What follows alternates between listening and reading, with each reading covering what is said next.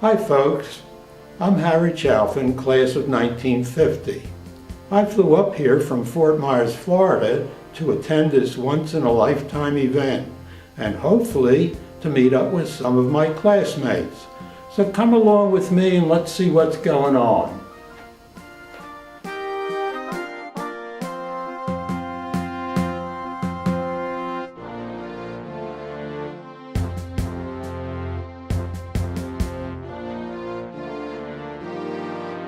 I think Allison Hirsch greeted me because she recognized me from the article about me that appeared in the winter 2013 dental school magazine, Diamond.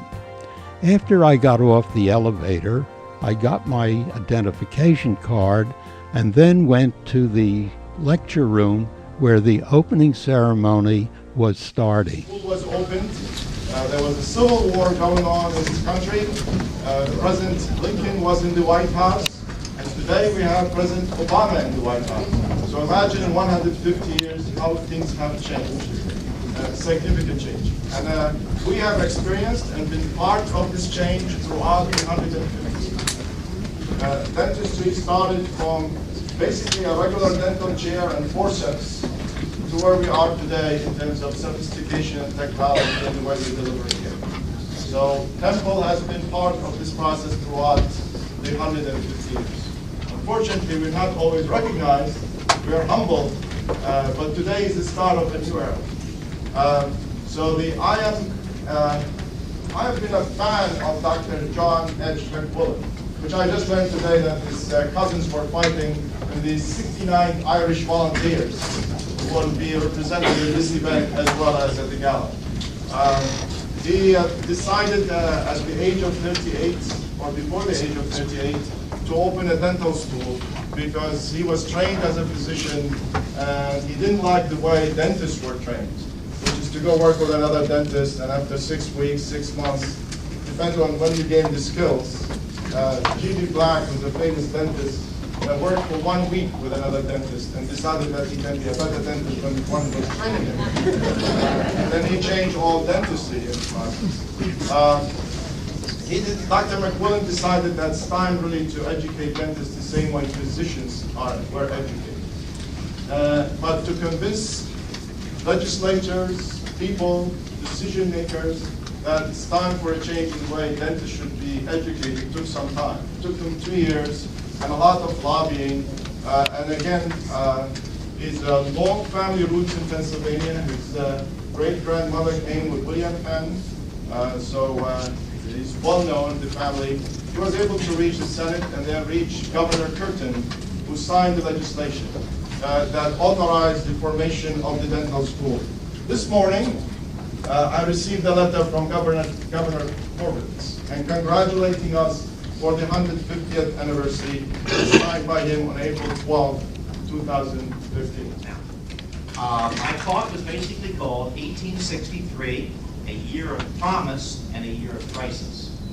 150 years ago, the United States and the citizens of this city were engaged in a war, and a war that was going to determine whether America was going to be torn in half into 2 separate nations or whether it was going to stay one United States. The war was not going well in 1863. President Lincoln had been handed a series of Union defeats, and throughout the country, many people were giving up on the war effort, deciding it's just not worth the cost in lives and in fortunes. The Battle of Fredericksburg had occurred the previous December, and in that battle, there was another Union defeat. More people from Philadelphia, soldiers from Philadelphia, returning wounded or being killed in the battle, and the war was not going well. In April of 1863, the very month that Dr. John U. McWillan had obtained a charter from the Pennsylvania legislature to begin the new Philadelphia Dental College, a new campaign was being planned, and within a few weeks, another major Union disaster in Chancellorsville, another major Union army defeated, more dead, more wounded, more prisoners. As summer began in 1863, and plans were being made to open McWillan's new dental school, the city itself, Philadelphia itself, became a target of Confederate invasion. the army of Robert E. Lee was marching north. My Irish regiment, the 69th Pennsylvania Irish Volunteers from the Irish neighborhoods of Philadelphia, which, as you heard, contained 2 members of Dr. John McQuillan's extended Irish family, two members, one was John and one was Thomas McQuillan, would be joining with the Union Army and fighting the Confederate invasion. Now, the important thing to remember is that Philadelphia itself was a target of this Confederate invasion. If cotton was king in the South, then it can be fairly said that coal was the king in the North. Water.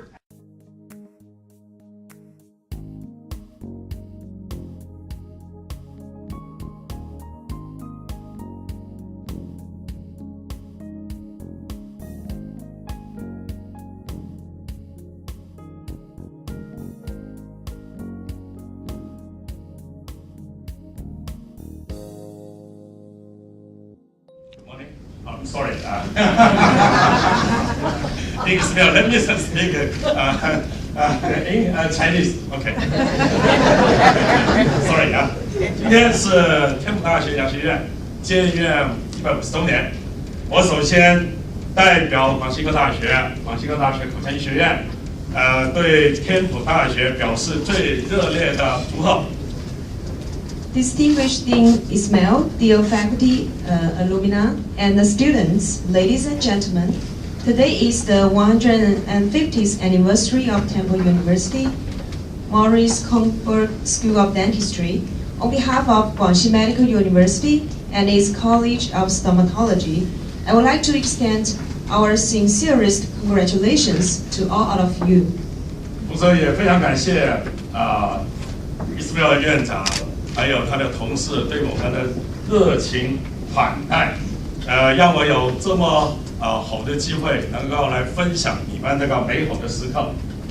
And I also want to deliver my heartfelt appreciation to Dean Ismail and all your faculty for your kind invitation and warm hospitality during my stay in the school.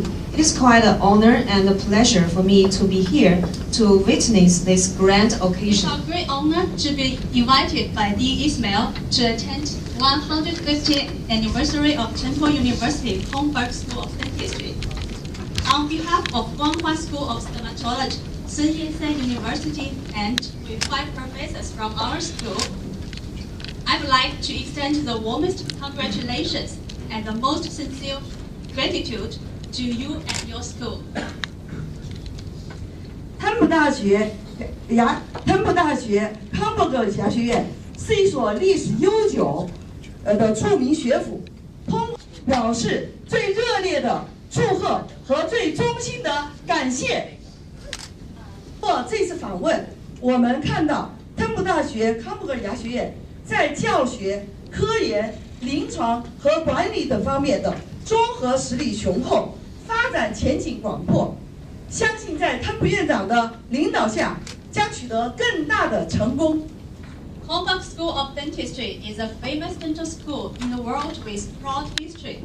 Through a 2-day visit, we are deeply impressed with the great achievement in teaching, research, clinic, and management of your school. We believe that under the leadership of Dean Ismail, Kornberg School of Dentistry will make greater success in the future.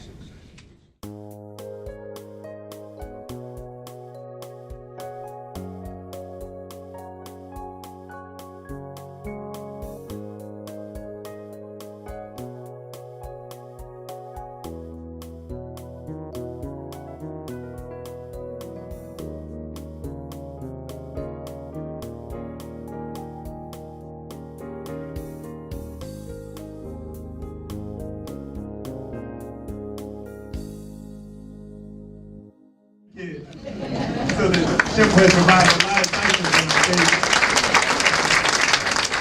We are grateful for that. And the dean has brought me back to serve the community and Temple by inviting me on the board of visitors. So I thank him for that. And I look forward to continuing to see Temple grow. What a big difference it is from when we went to school, and what a pleasure it is to see everyone back. And on behalf of the time capsule that's going to be I guess, closed up within a year or so, we would like to present the Dean with a parchment with, and I'll read what it will say in gratitude to the Kornberg School of Dentistry. On behalf of the African American graduates and students of the Temple University School of Dentistry, please accept this symbolic gesture of our gratitude.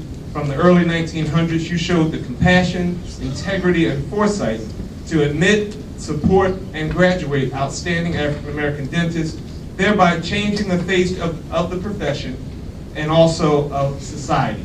So we thank the Dean very much. And I would just recognize one graduate, Dr. I.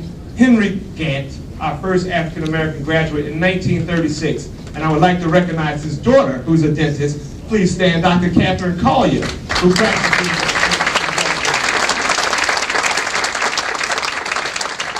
She paved the way for so many of us, and I'm thankful for that. So thank you very much. Look forward to tonight.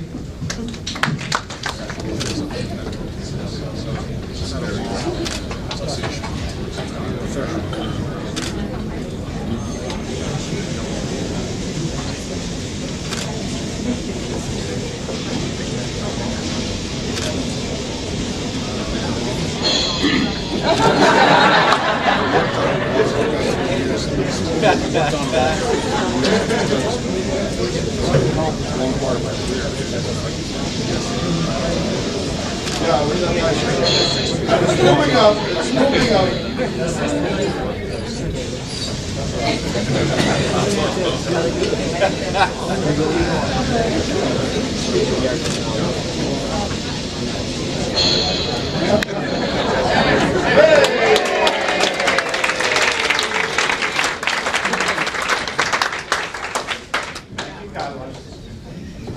Okay, Jack, you start to pull the first piece. Better not be my picture.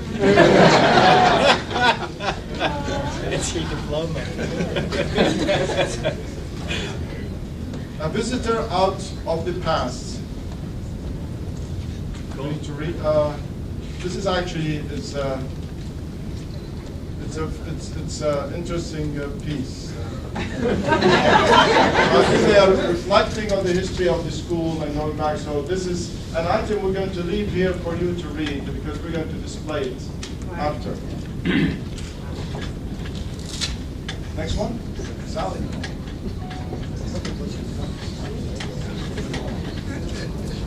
Oh, we have the history of Temple University, 1863 to 1963. And we have a number of pieces inside. Centennial lecture by Dr. William Brockman, Professor of Physical Anthropology, 1960. This is when the people who presented. So what we need to include is the presentation of today. We have Temple Alumni Society, Temple University School of Dentistry, and the program and members of the program. The Centennial Lecture Charter Day, which is similar to today. We have President and the Board of Trustees of Temple University request the pleasure of your company at a convocation commemorating the 100th anniversary of the Philadelphia Dental College. That's an invitation. And then immediately following the convocation, the International Image of Dentistry. A brilliant presentation which must interest every dental practitioner. So there's that, and then finally the Centennial Convocation, Philadelphia Dental College and School of Dentistry, May 1st, 1963, with the program in it. Centennial Alumni Reunion, 100 years, with a picture of Dr. Timmons and a program.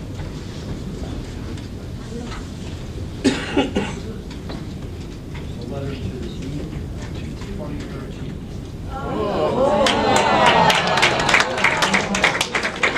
That I will read all.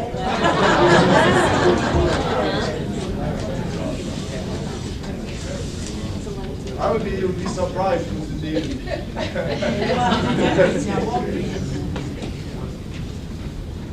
To the Dean in 2013, dear sir, 50 years from this date is a long time, but when that time arrives you, whoever you may be, will be a discharging will be discharging the responsibilities which accompany the office which you hold. As we celebrate the centennial of the founding of this dental school, one cannot help but be proud of the contribution of the school, or the contribution the school has made to the health of the people of our nation.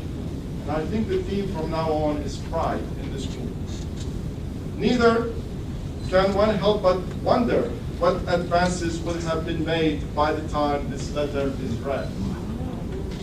We of this era are proud of the progress we have made, but in the time which we are now living, research has produced so much we cannot help but have our visions as to the things which will be at your command.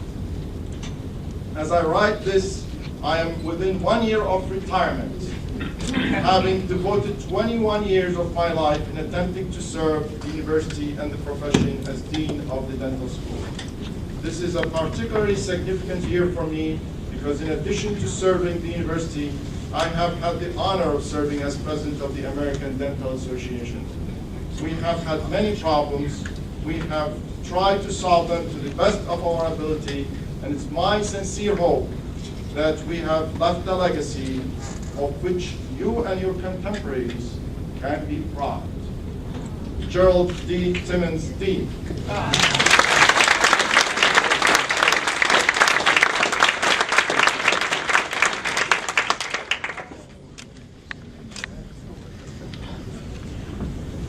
'77th annual commencement, June 13, 1863, with all the graduates listed here.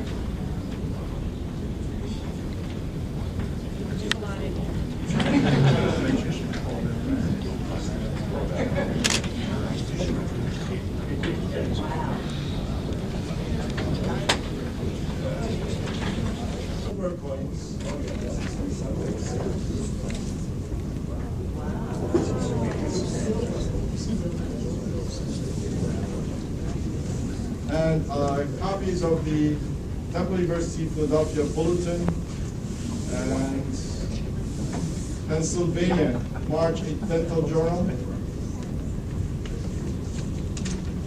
And this is again another copy of this publication. A picture of Dr. Timmons.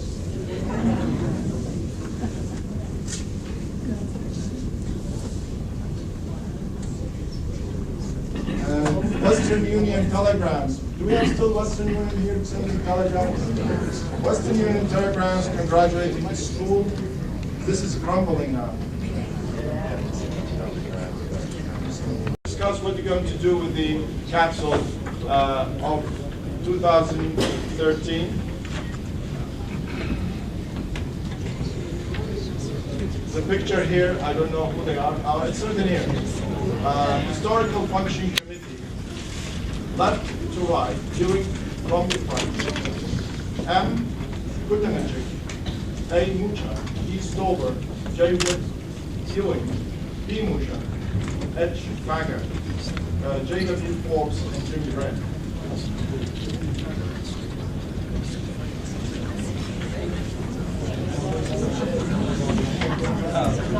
Years ago, just the basics. Princess Grace is in there.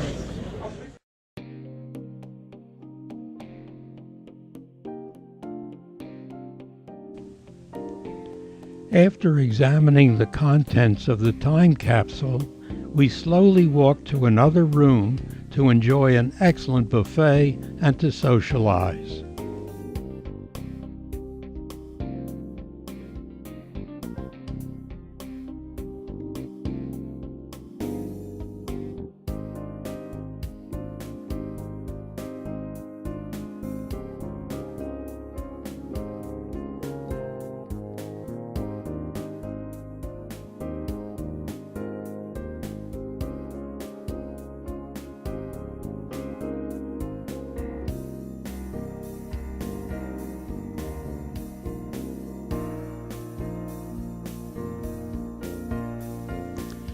After a pleasant time at lunch, Candace Gall and Samantha Mowry, both dental students in their junior year, took me on a tour of the dental school.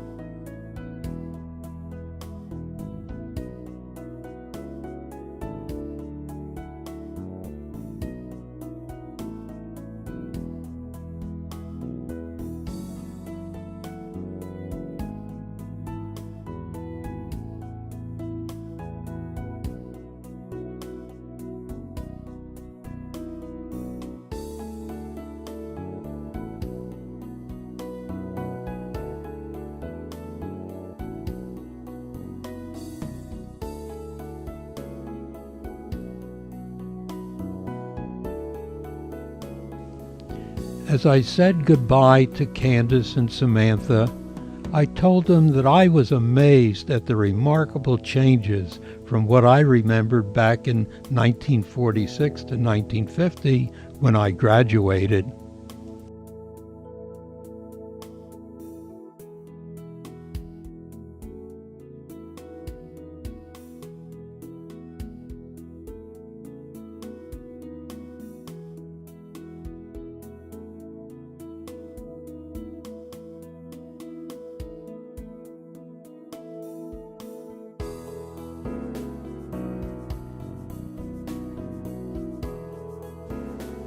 The 150th anniversary gala at the Barnes Foundation was already in progress when I walked in. I was amazed at the large number of people in attendance. Irish volunteers who similarly have given their last full measure to our noble profession. Presently, our pride at Temple Kornberg is at an all-time high. Dean Ismail is moving forward with strategic vision and unwavering commitment to create a true patient-centered and comprehensive education.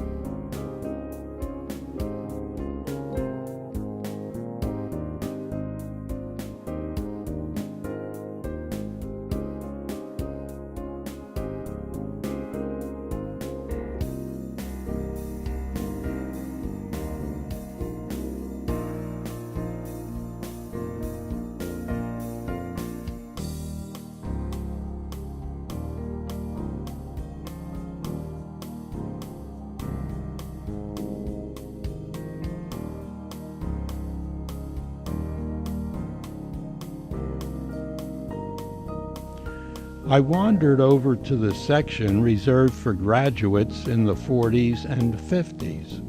Only one man was there with his wife. He had graduated in 1956. I later learned that a 1946 graduate had attended, but I didn't meet him. I suspect I may be the second oldest graduate here.